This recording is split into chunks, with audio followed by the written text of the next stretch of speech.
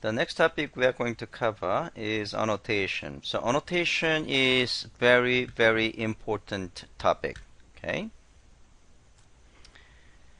So we are going to learn what is and why annotation, and we are going to see how we can define and use annotations. In most cases, we are going to be the users of annotations. However, here we are going to also see how we can define our own annotations. And there are three different kinds of annotations.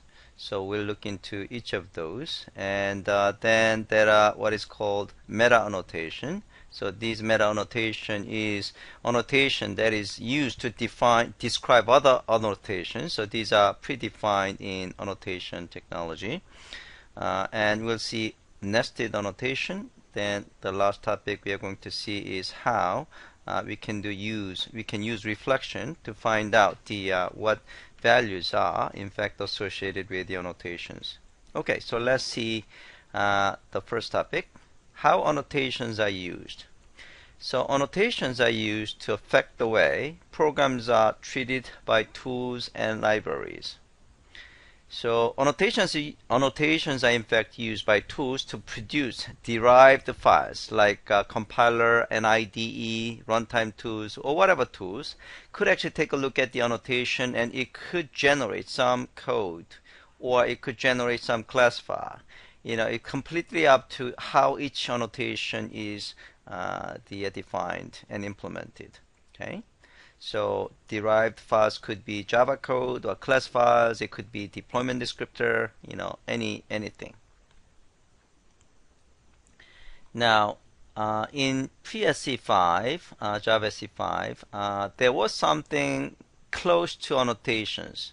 For example, transient. Yeah, so this is something we haven't talked about either, is that, for each property, yeah, this is something that we actually talk about in serialization. Okay, since we have not covered the serialization, we didn't get a chance to talk about this. Okay, so transient, when you specify the transient into a property, when it gets serialized, okay, meaning when it actually gets to serialize into a file, that particular field does not get copied into a file. Okay, so that's transient.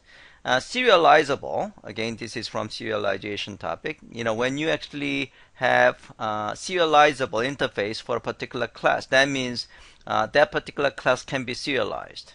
Okay, so we learned the write object, right? So write object will actually serialize a particular object instance, and that instance has to be the type of a class that implements serializable. So these transient and serializable are basically indications. These two interfaces do not have any method. So if you take a look at the serializable interface, so let me just try to make this case is like a serializable. Implement serializable, and let's oops.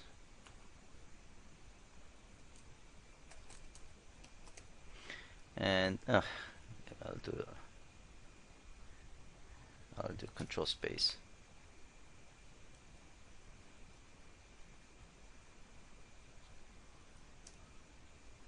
Okay, serializable. There you go. Okay. So if you take a look at this code, let me actually go to the source code of the serializable. So you can see the serializable does not contain any method, right? So it's like a dummy method. Okay, so it's purely used as an indication, indicating that this class can be serializable. So it just kind of gives a sense of what this class is all about. It just gives you, information about this class. That's all. Okay, it doesn't really do anything. It doesn't do anything. It doesn't really actually have any methods to be implemented. Okay. Okay, so transient, the same thing, and also Java.comments. Yesterday we learned how you can add Java.comments, right? So those Java.comments are basically description of your code, right? And there was also what is called the X.lab. I'm not going to talk about it because nobody's using it right now. Okay, so these are the things that are used to describe your class or variable or field. but these are sort of ad hoc, the way of describing something. So from Java SE5, annotations are provided as a standard and general purpose and more powerful the annotation scheme. So annotations are basically description of something, of your code. Like it could be a description of your class, description of your method, or description of your field and things like that in a standard fashion. Okay. Okay, so annotations are used by compilers. So some of the annotations are already actually being used, like a deprecated. That means that that particular class or method are not going to be, provided in the future.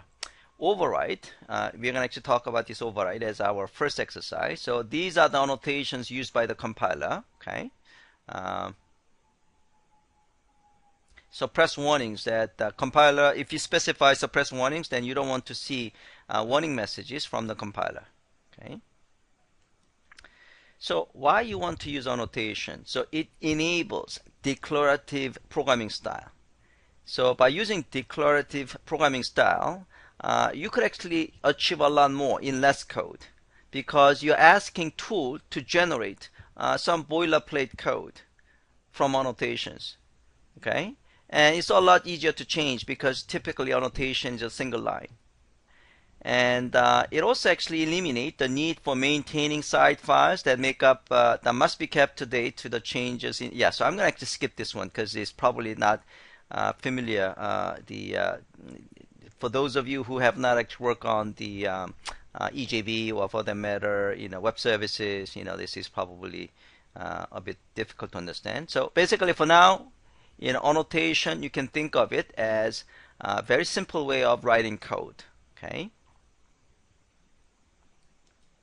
Okay, so let's do exercise 1. So let's actually take a look at the first example. I want to actually do the exercise here because so that you get the some sense of what annotation is all about first. Okay.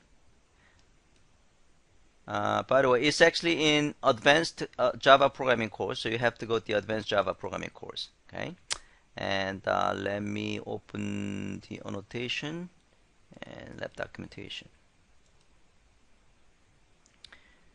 Okay, so here it is override annotation. So sometimes you want to we have learned overloading a method and overriding a method, right? Okay. So sometimes we wanted to provide overriding method, but by mistake, we actually happen to provide overloading method. So if you still remember the difference between the two, overloading a method is in a class. It just contains the same method name, but will have a different set of parameters. Okay, so that's overloading a method. Overriding a method is that you want to override a method of your parent class so that you can actually provide a different behavior. Okay, so sometimes you want to override a method, but if you provide incorrect, for example, but in overriding a method, the method signature has to be exactly the same, right? Okay. So, if you're overriding a method of your parent class, one requirement is that name of the method and the set of parameters and types of parameters are exactly the same. Okay?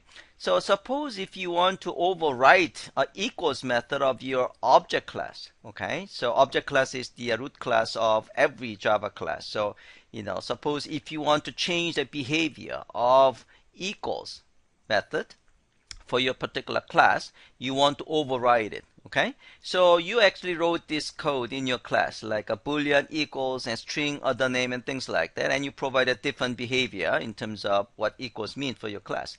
Okay, so you meant this equals to be overwritten method for the object class, but it turned out to be it's gonna be actually behaving as overloaded method because this is incorrect. This one has to be object and other name. Okay, so if you actually go to let's take a look at the whatever class. So I'm gonna actually go to integer class and I'm going to object class, and I'm gonna go to object class here, and object class as equals method. Now equals method, it has to be the type of object and object. Okay, so in your code you thought you are overriding this equals method of object class, but you are incorrectly providing string type. Because this method signature is different from this guy, now compiler thinks that this is overloading method and does not say anything about it. Okay, so so later on your program behaves in a way that you didn't expect. Okay, so in this case what you can do is you can use so this is basically what you do. You actually added this equals method to your class. Okay, and you run the application, and it doesn't complain it doesn't complain even though the logic is probably incorrect. Okay, so what you want to do is you want to use this override annotation. So this is the annotation that is provided by JDK. This is not something that you have to create. Okay, so when you say add override, okay, that means I'm indicating to the compiler, indicating that I'm trying to override my parent class or ancestor class. Okay, and then the compiler tried to find if there is any the parent class that actually has the same equal method signature. It doesn't find it, and it will actually complain about it. Okay, so it will just flag it out. You think you're actually overriding, but you are actually overloading it. Okay, so that is one example where the annotation actually could be used. So now we actually change it, and then it should work. Okay, so I'll give you guys so it's like a 3:30, and let's have 12 minutes break, and I'll give you 5 minutes for this. So we'll be back 3:45.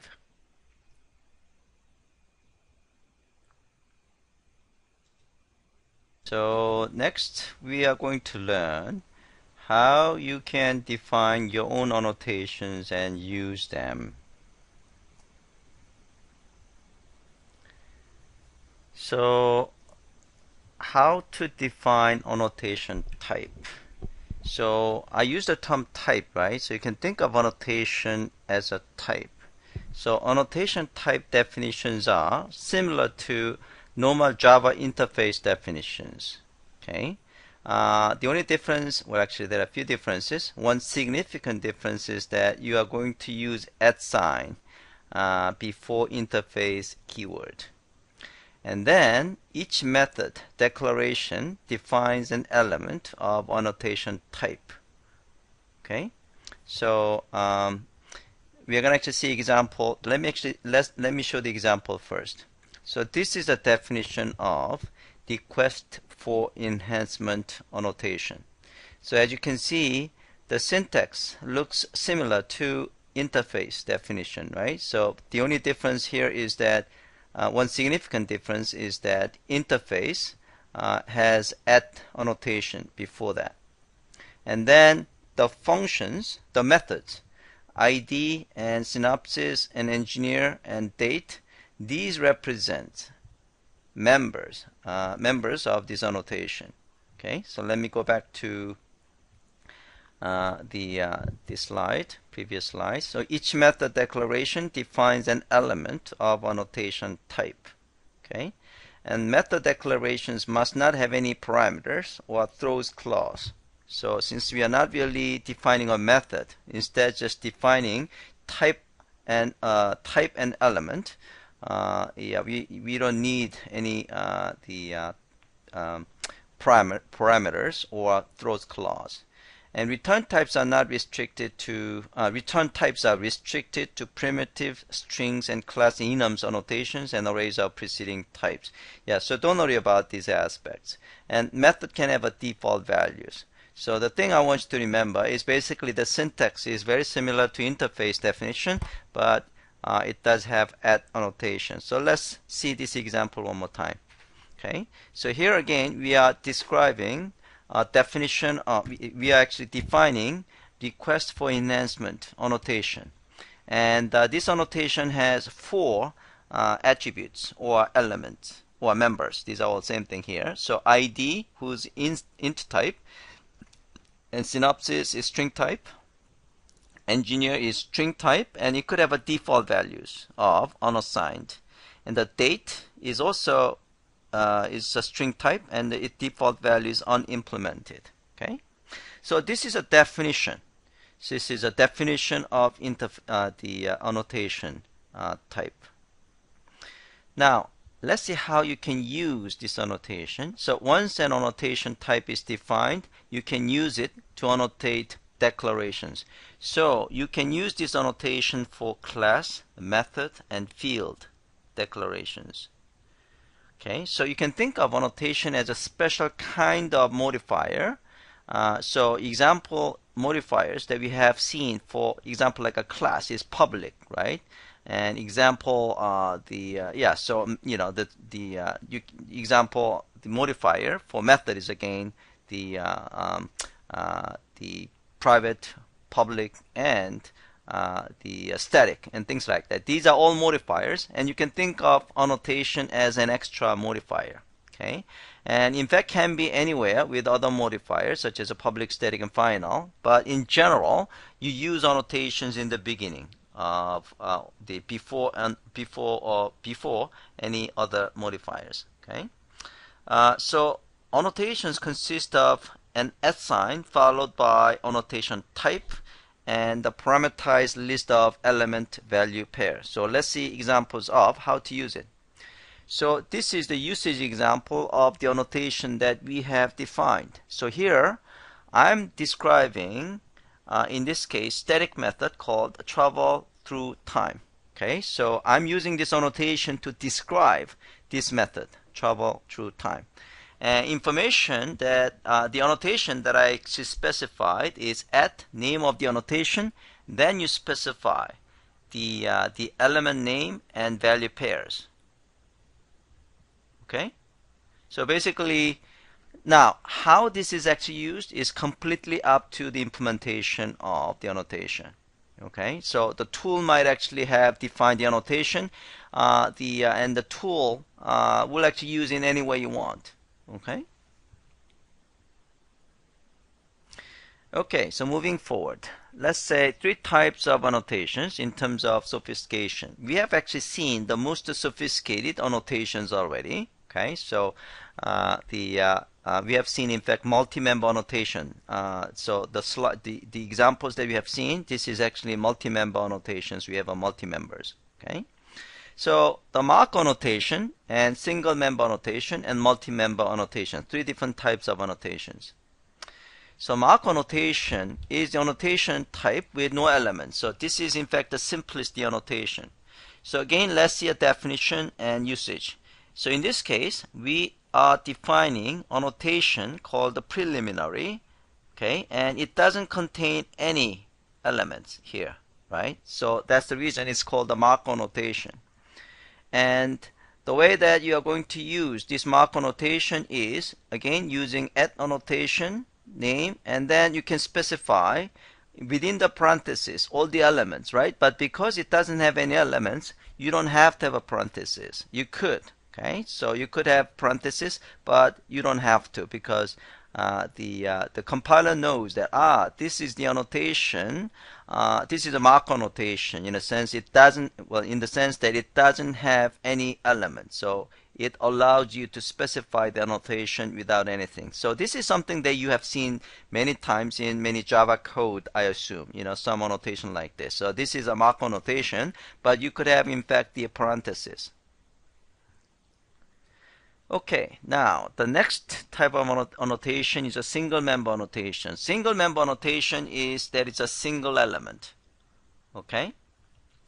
Now, the element could be, actually, I shouldn't say the should be, or now the element name could be value or something else. Now, the reason this value thing is important is if you specify the name of that element as a value, then you don't have to say value equals something. Okay? So that is actually called a single value annotation. A single member annotation is actually an annotation that has a single member. Then a special kind of single member annotation is a single value annotation, which has the name of the element as a value. Okay? In that case, you don't have to say add copyright, in this case, value equal and this. Okay? If this is not value, let's say string value 1, then you have to say value 1 equal and this string. Okay? So the name value for your element name is special. Okay? For single member annotation. Okay, so let's do exercise 2, single member annotation. Okay, so single member annotation. So let me explain this code. Okay, so we are going to, when you actually build and run the application, there is no compiler error. Okay, so we are going to define single value annotation called mutator1 value. Okay, and then we have defined another single member annotation called the mutator2 variable, but it's named as a variable. Okay, now we define third the single member annotation called the mutator value xxx, and then we are going to name this element value xxx. Okay, now when you're using this annotation, in this case you could actually use this, you don't have to specify value equal xyz because the name value is special.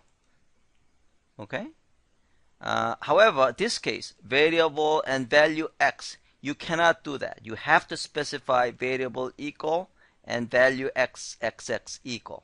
Okay, otherwise it's a compile error. Okay, so again, this you can think of this value like a special keyword for annotation. Okay, and now let's actually try to modify this code. So you are going to actually modify this guy. Yeah, so we are gonna you are going to actually remove this guy and see what happens. Okay, and you're going to experience a compile error. Okay, same thing for this. Alright, so I'm going to give you a few minutes to try this, exercise 2. Alright, so let's move on to the next. So next one is a multi-member annotations, and this is something that we have already seen. Okay, so we have defined request for enhancement annotation, and then basically we are using it. Okay. Alright, so let's do the exercise of exercise 3. So it's pretty straightforward. You can actually run the application, and there is no compile errors. So here we are not really looking into business logic. We just want to make sure how we just want to actually learn how the annotations are in fact defined and used. So here we defined a multi-member annotation. It has two annotations. Right? Two elements, right? Variable name and variable type. Okay, and it could have a default values. So this is the definition of accessor annotation. Okay, now in the main code, what we have done is we are going to describe this method with this annotation, accessor annotation. So we use accessor, and then we are going to specify the variable name and variable type with these values. Okay. And now the variable type can be omitted since there is a default value. So if there is a default value, in this case variable type, then you can actually omit that. Okay, the default value will be used. Okay, now the exercise I want you to do is also actually try to have this one enabled. Okay, so uncomment this line. See whether you can, see what happens, and see whether you should actually assign the value, or can you actually just specify the string without saying value equal or something, and try to see whether those things are actually working as expected. Well, let me give you an answer. So this value thing is gonna be only working there is only one member. Since we have 3 members, you have to specify value equal something. Okay? So that's something I'm going to actually ask you to do. So I'll give you a few minutes to try it. Next topic is nested annotations. So this is an example where annotations are in fact nested. So we define two annotations, and one is nested inside another the annotation. So we define reviewer annotation here, and it does have one member name and my name. Now this name happens to be the name of another annotation. So you can, in the beginning of the presentation, I said you can think of annotation as like another type. Okay, just like interface is another type, right? So here I can use the annotation class as a type, and that's my name. And so this one is, so name of the annotation is my name. I'm sorry, the name of the this particular element, which happened to be another annotation, okay, is my name, and then this name annotation has two elements, first and last. So this is the usage.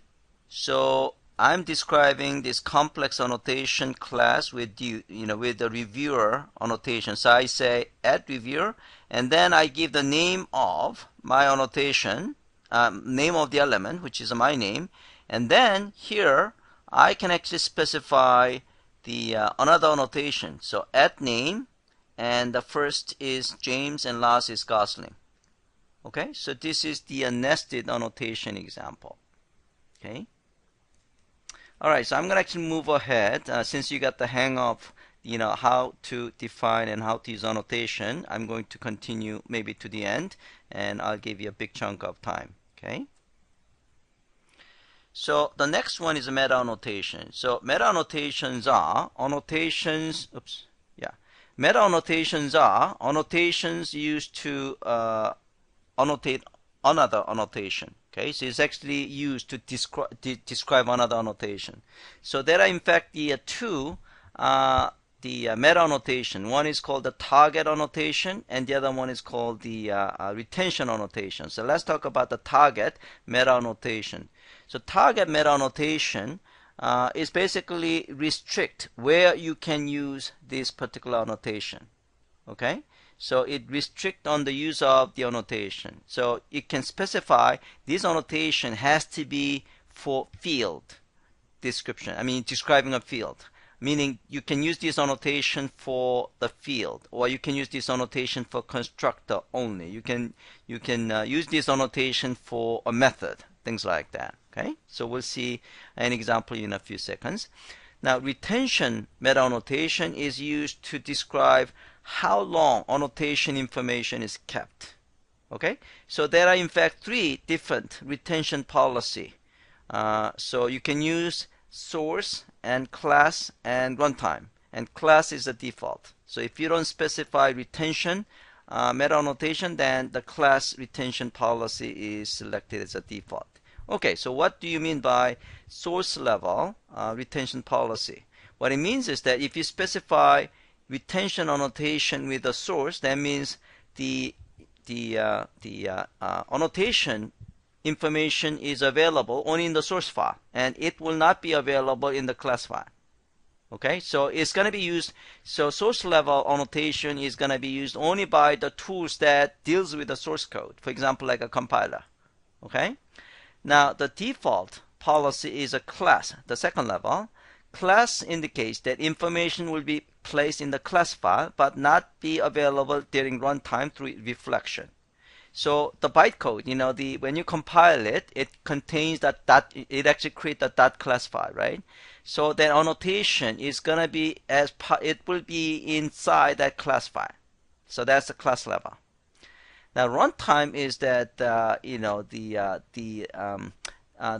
annotation data will be stored in the class file. Also, they will be available during runtime through reflection APIs. Okay, so we're going to actually see how we can use this reflection API in a few seconds.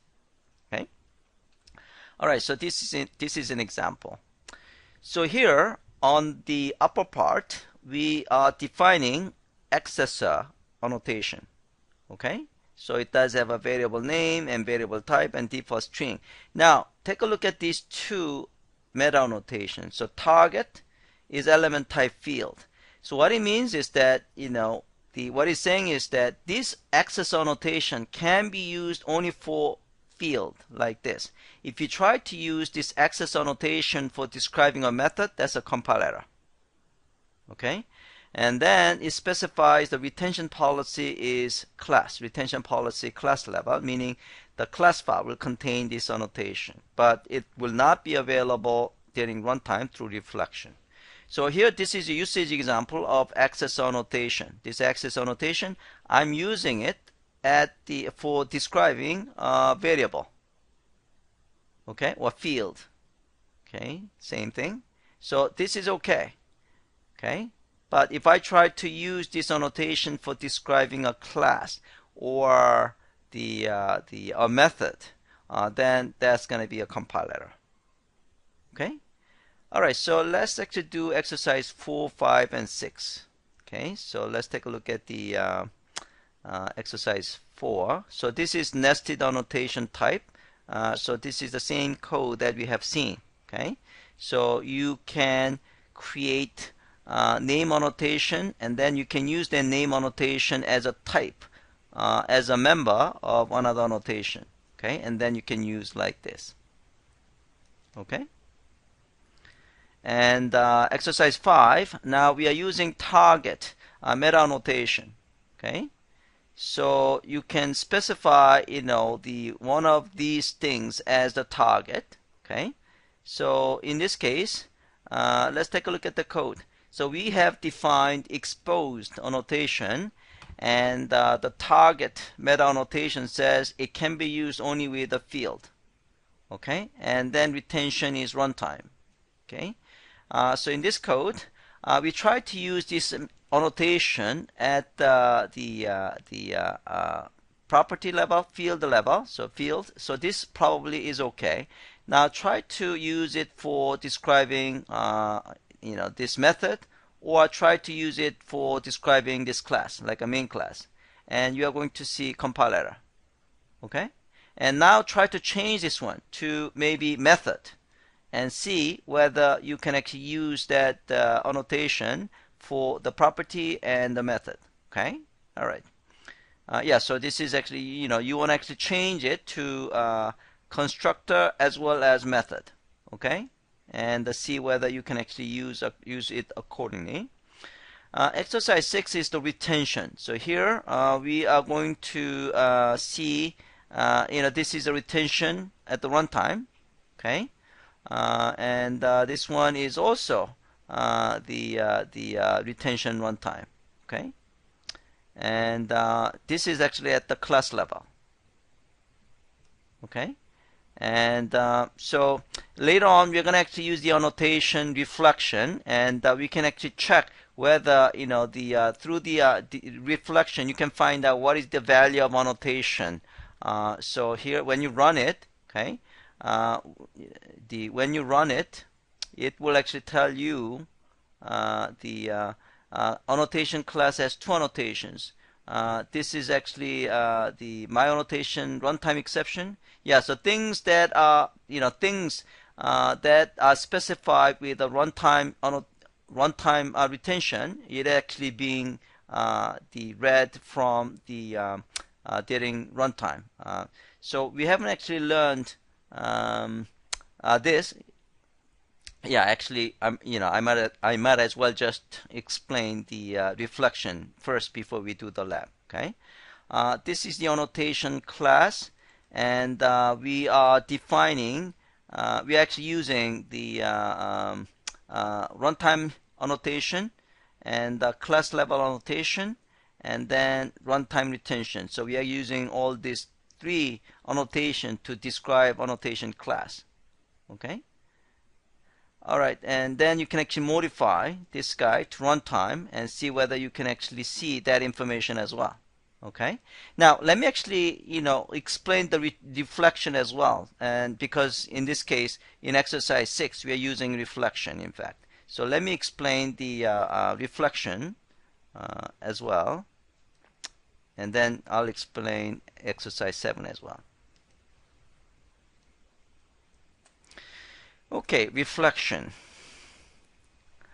The reflection is basically, the finding out what is the annotation value. So mark annotation, we can actually find out. So by the way, the I said every class has a class object, right? So that class object can be actually accessed by using dot class notation.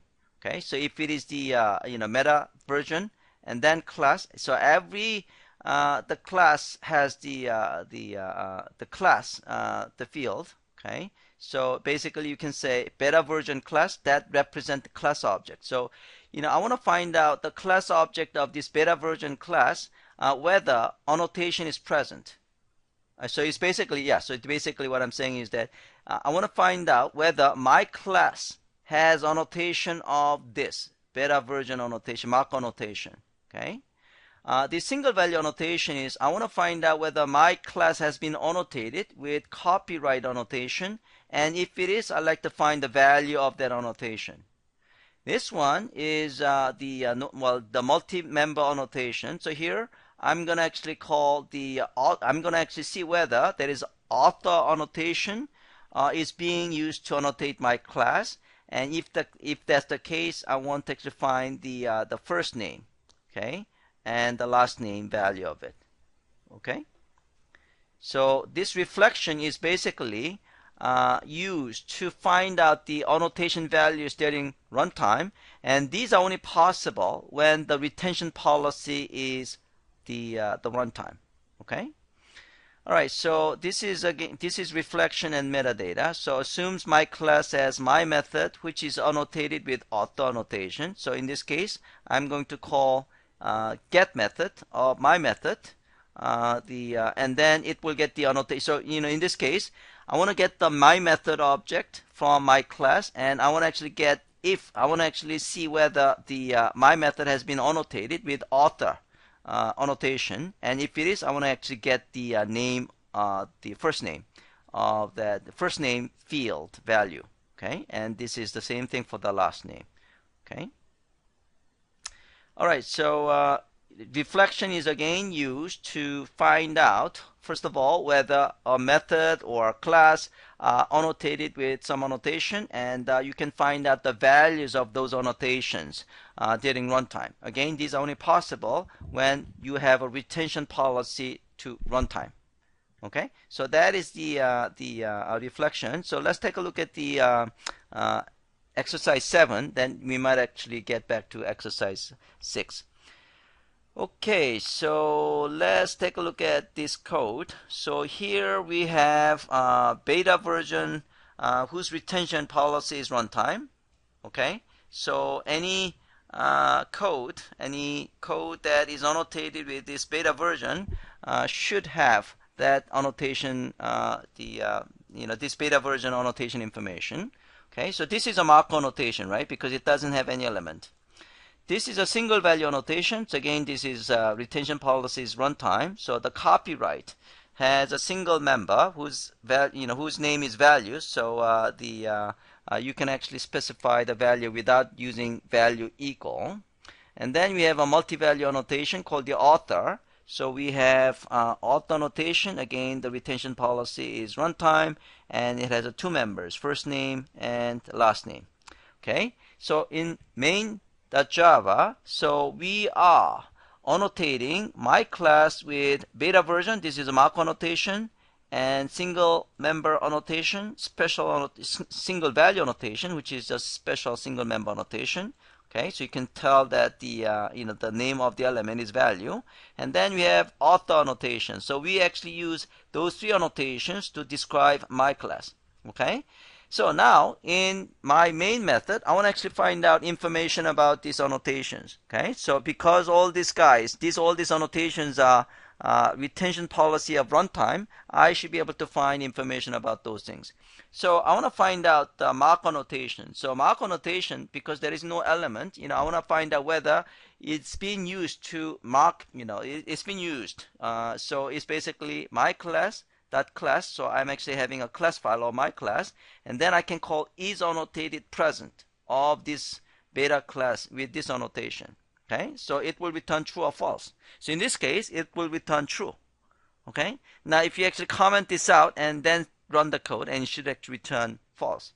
Now, single value annotation, now I'm going to call my class, this is a class object, and then I'm going to call get annotation, and I provide the annotation object, class object, which is a copyright object, and then I can actually call the value, and then I'll be able to get the value of this 2011 jpassion.com. Okay, now this is the normal annotation or multi-member annotation, so I should be able to call the get annotation, providing the annotation object instance, annotation class object instance, and then I should be able to call the members, first name and last name, and it should return the values. Okay, and you can modify the code and take a look at the so this is basically, you know, the exercise 6. You change this the mark annotation retention policy to class. Now when you run the application, it will return false. Okay, so it's no longer present. Same thing with same thing with this. Change this single value annotation again to maybe class or source. Okay, then again you are probably getting the values of this one. This is going to be null. Okay, so try that. Okay, so I'm gonna so if you actually go back to exercise 6, basically that's what we are playing around with the retention policy. Okay, so you can actually do exercise 7, and then you can actually skip the exercise 6, except the first 6.1. You actually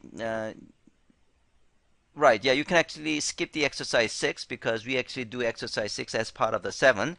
But I want you to do exercise 5, which basically specifies where you can actually use that annotation. Okay.